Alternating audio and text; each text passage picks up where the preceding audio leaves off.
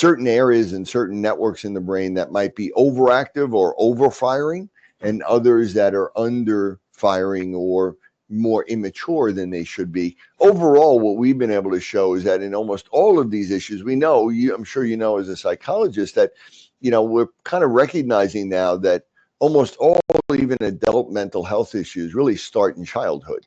And they're really kind of the end result of the way our brain was built in the first 6 years or so.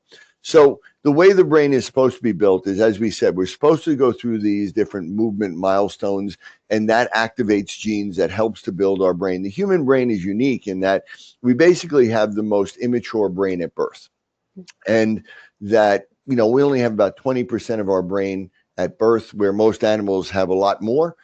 Other animals can stand up and walk and run. We won't be able to do that for a year. The part of our brain that helps us to really move in a purposeful way isn't really there. So we're born with these primitive reflexes in our brainstem, and our brainstem starts first and it comes online first. And so the brain literally builds from the bottom up. And like building a house in different floors and a roof, we need to make sure the foundation is solid. And the foundation is the lower part of the brainstem. And that's also where we have a lot of regulation of our digestive system and our immune system and inflammation and anti-inflammation. And all of that, for all of that to come the way it's supposed to, we need to get rid of these reflexes. We need to move, and we need to see that the bottom of the brainstem is mature and solid. At the same time, so the brain comes up and then it comes down, and the brain comes down and regulates everything in our body. At the same time, the right brain takes the lead in development in the womb and for the first 3 years or so. Then the left brain comes online. And that's very important because that is what establishes the differences between the right and left brain function. Again, that is another very important thing. Humans have the most differences between our right and left brain, and it's obviously an advantage.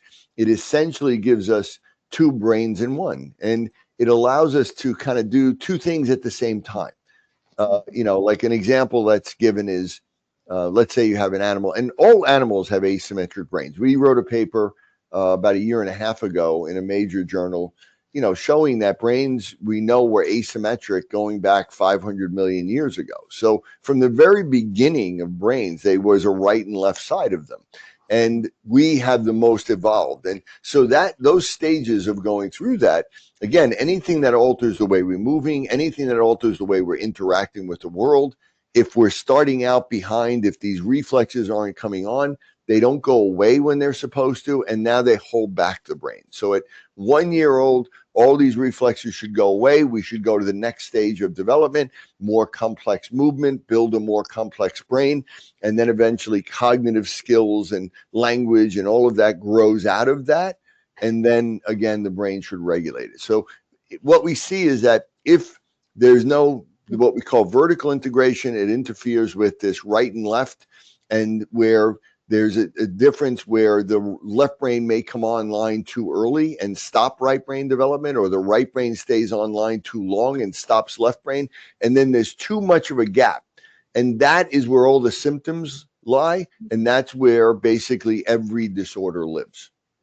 All right. I mean, that's very interesting that it's just that all the mental disorders are just the imbalance. So you said that all the mental disorder, or it's just like these ADHD or these neurological disorders are there?